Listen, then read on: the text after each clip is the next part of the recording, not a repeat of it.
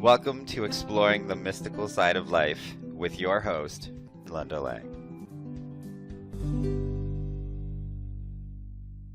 Hi, this is Linda Lang from ThoughtChange.com.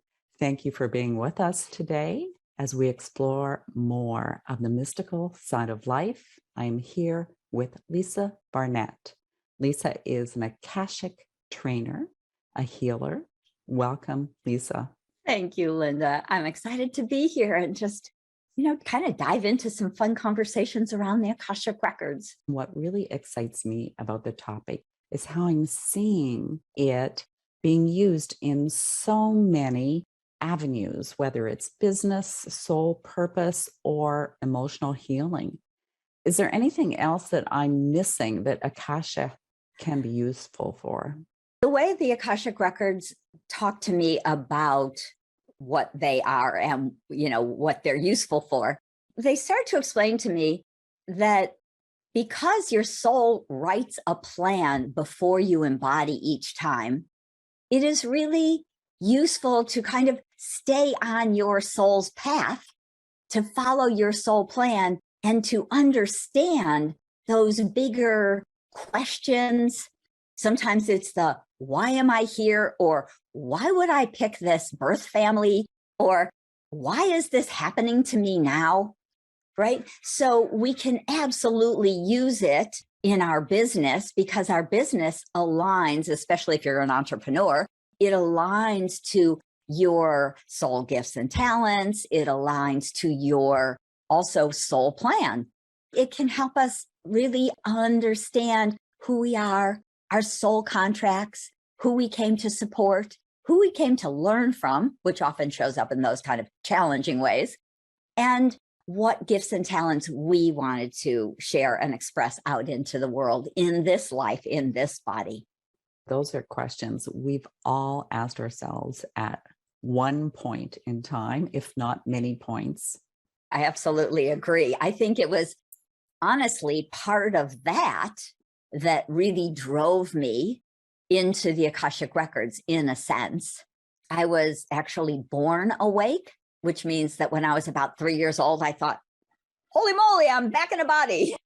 And I wasn't happy about it. It wasn't, yay, I'm back in a body. It was like, oh crap, right? Why am I doing this again? And honestly, for a 3-year-old to think things like that. But it actually drove me to start my spiritual journey as a teenager, looking for those answers. Why am I back in a body again? What did I come to do? And I realized that at that stage in my life, I had a bit of a victim mentality, like, what did I do wrong to end up back here again? What I realized is that being kind of born pretty aware and conscious is not really an easy thing to choose. If I ever come back, I'm telling myself, don't remember before you're a teenager. 3 is way too young. Especially in a planet that for the most part isn't awake. I was actually lucky because my parents were agnostic, right? So I was not brought into any religion. There was no kind of indoctrination. I didn't have to deprogram myself from any of those sorts of things, which many of us have to do. I made a good choice. Of course, this is what we're noticing when we think about our soul's plan. We choose that family. We say, who do I want to, say, be born to? What sort of family? What soul lineage or ancestral lineage will benefit what I'm coming to do in this life? So what I think Akashic Records also helps us to do is to kind of understand some of those choices. Because if we realize and basically take full responsibility for our life, which of course is not easy to do either, but if we say, okay, when I was this big ancient soul, I made all these crazy choices because I thought it would be easy, and it's not. But as we start to look at those sorts of things and we think, well, I chose this family, this lineage. And when I asked, why did I pick this ancestral lineage? What gifts are there in this lineage? And of course, we can ask what, blocks or challenges would be useful for me to understand and maybe even clear out or heal. So we can start to notice all sorts of interesting things, learn fascinating information about ourselves in the Akashic Records.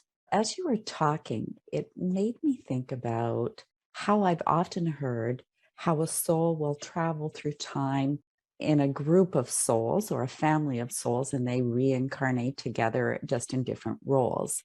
So I'm curious whether you would agree with that, or if you think just as an individual soul, you choose what's best for your own evolution, and you could be exposed to many, many different roles with many, many different souls. The way I get it, it's a little bit of a combination of both. The record keepers explain when we individuate from source the very first time, we really are kind of born in a group. That group we call our soul family. And so there's often, say, 25, maybe even 50 souls that are kind of born in this little basket and then do absolutely travel around together.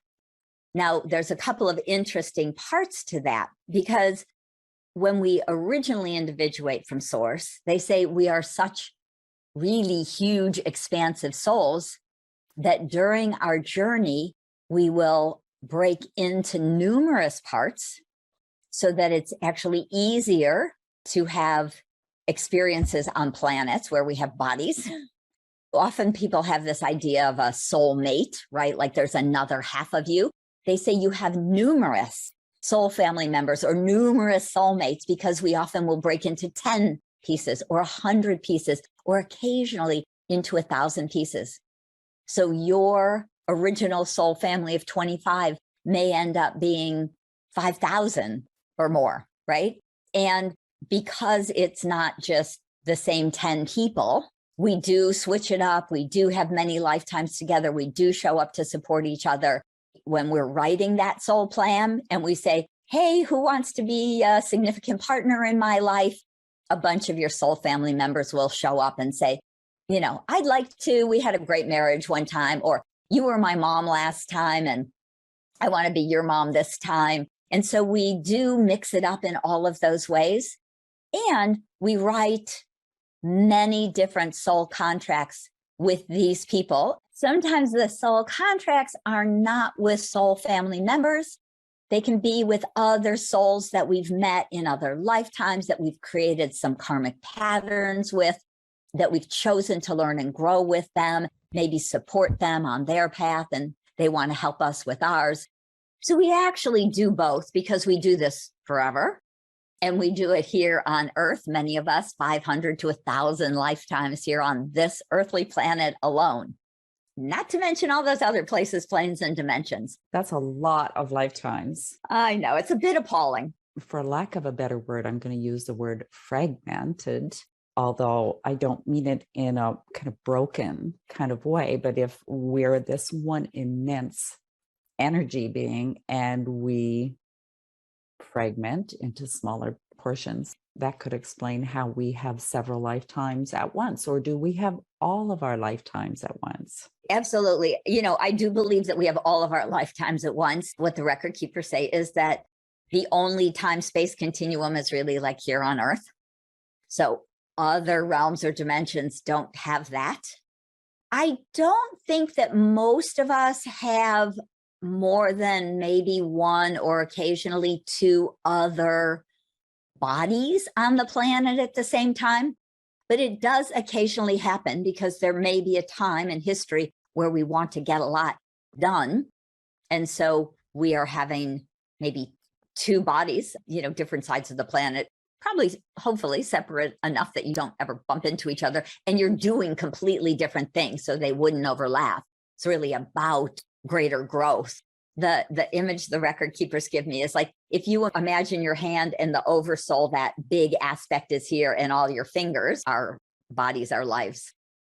I don't know that our brains are totally able to understand, because I think it's so non-linear, non-time oriented. But, you know, if that helps, hopefully yeah, that's good. So there's a couple of us running around, many aspects of us, especially in other worlds and dimensions. I was actually just thinking how non-human this concept is, that it's like so out of the box that I don't know that a human could really fully understand. I completely agree. I think our brains are not really made for those kinds of concepts. And I completely believe that we chose and created this world, this realm, this time to have these experiences to learn and grow as these big souls. And so we made ourselves so that we couldn't really understand that really easily.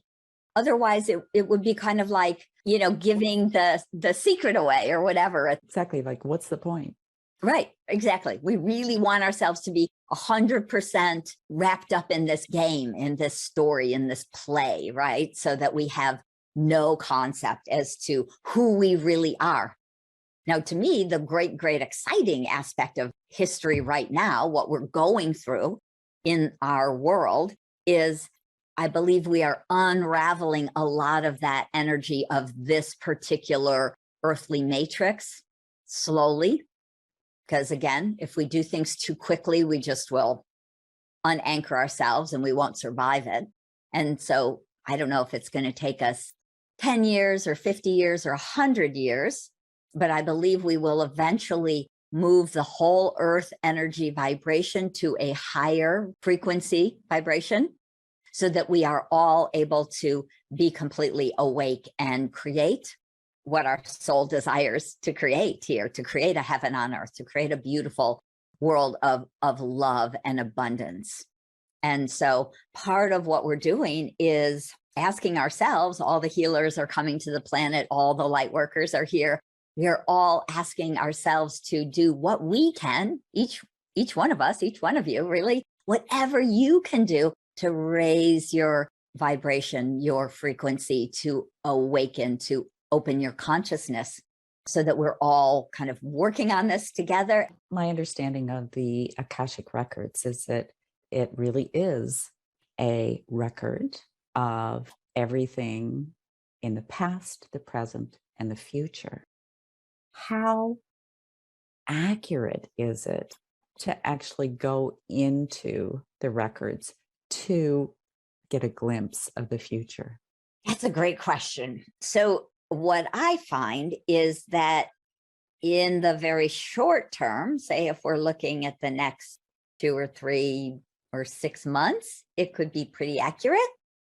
Outside of that time frame, maybe a year or two, could be close. But what the record keepers always say is that nothing is written in stone. We have free will. That's part of the whole reason we come here. And so we can change things any moment, right? It is not predestined. We write a soul plan. It doesn't mean you have to follow it.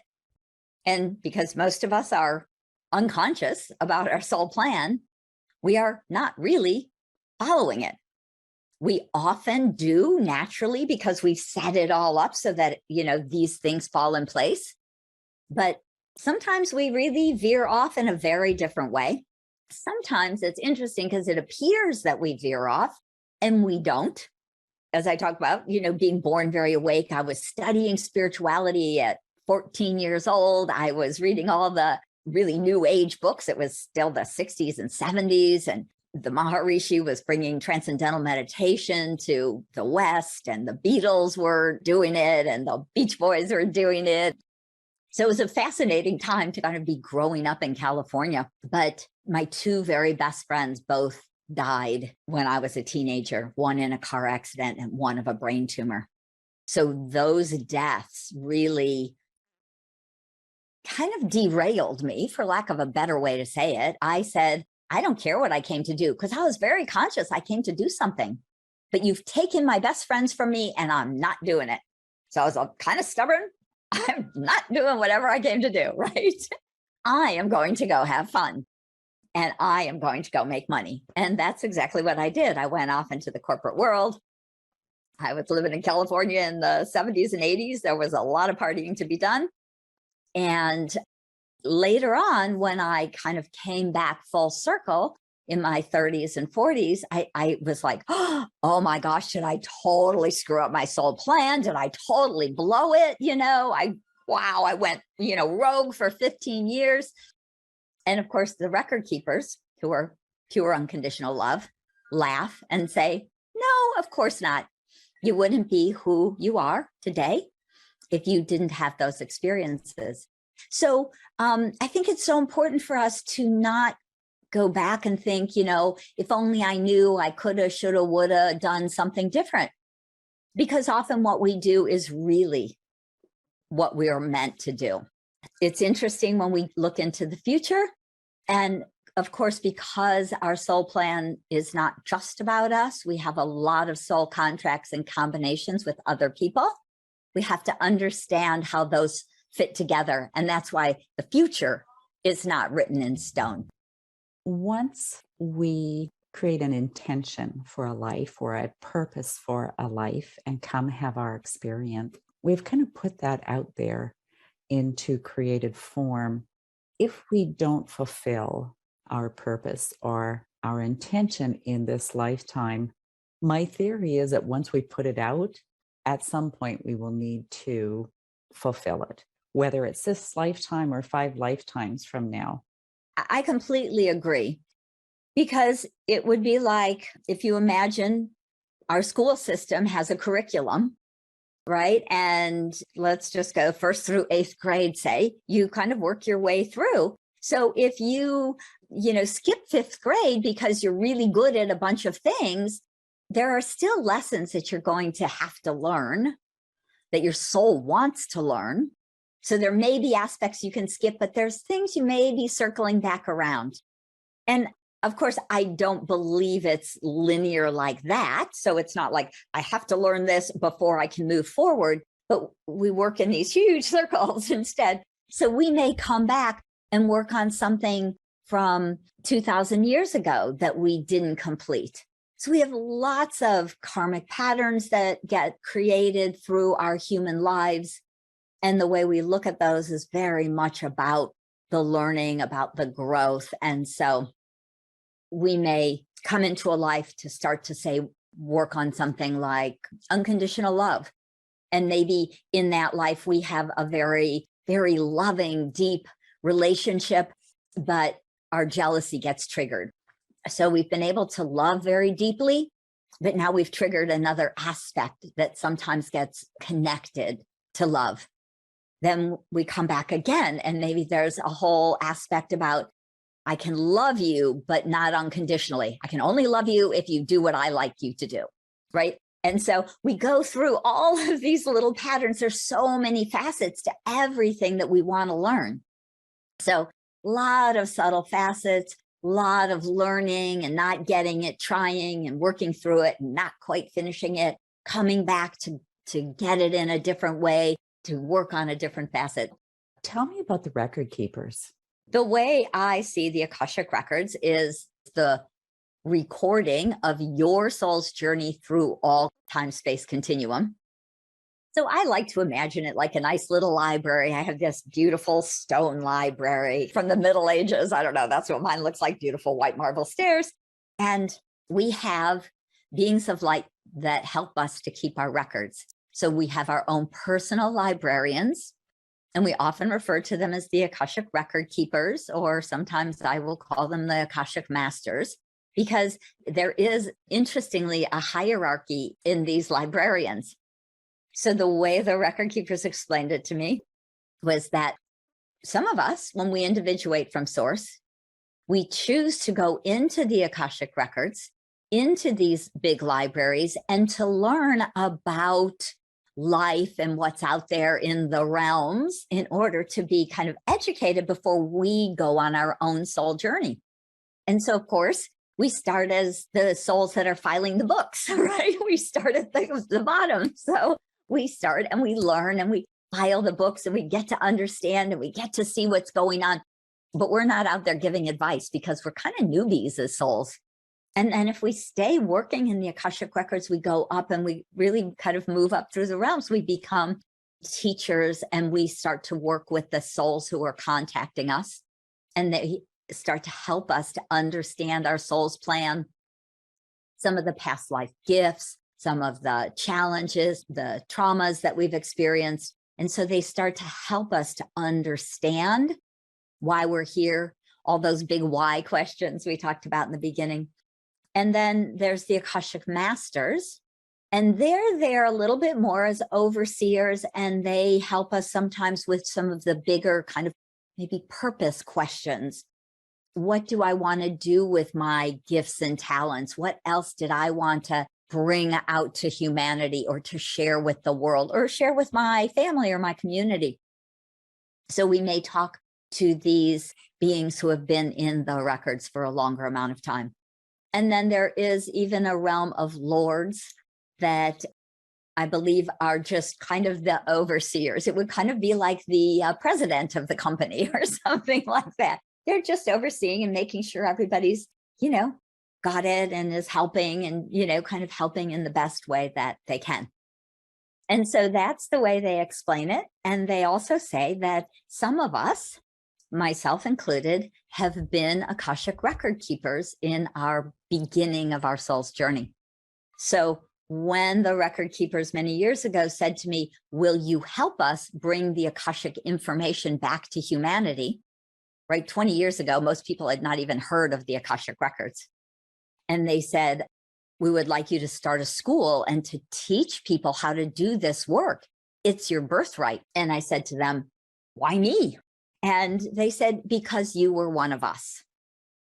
That, of course, gave me the confidence to say, oh, okay, well, if that's true, then I know a lot more than I think I know. So you can teach me, I can open to that information, to that wisdom, to the guidance, and have you help me to create a school to bring this back to humanity. Does that mean anyone can learn how to read the records? Great question. Yes, the record keepers, they always say that this is everyone's birthright and we all have these gifts and these abilities. So I believe that anyone can. What I've noticed after many years of teaching, thousands and thousands of people around the world is that also we're human, right?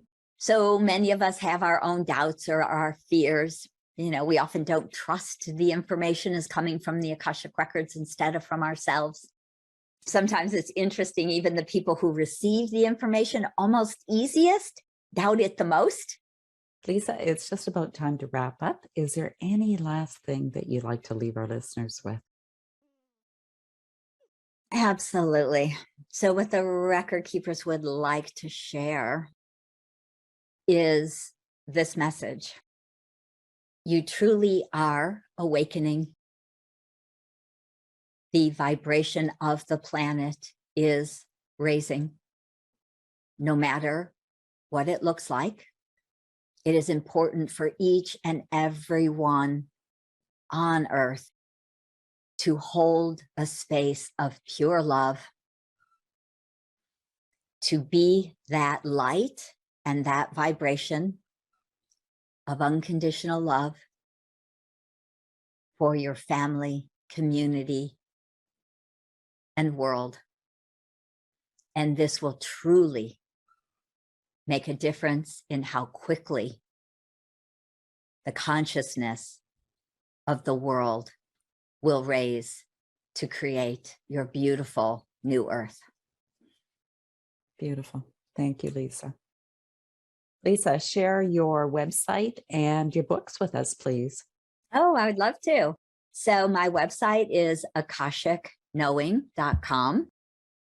I have 3 books. The Infinite Wisdom of the Akashic Records is my how-to book. It actually teaches you my 5-step wisdom prayer system to learn to access your own Akashic records. My second book is From Questioning to Knowing, 73 Prayers to Transform Your Life. And the record keepers asked me to channel these 73 healing prayers imbued with Akashic energy. And my newest book is called Awaken to Your Life Purpose, Understanding Your Soul's Plan. And that will help you to actually understand what you wrote in your soul's plan, all the different aspects that we plan to work on when we're here in this human life. Thank you for being my guest today. Thank you, Linda. It was a pleasure.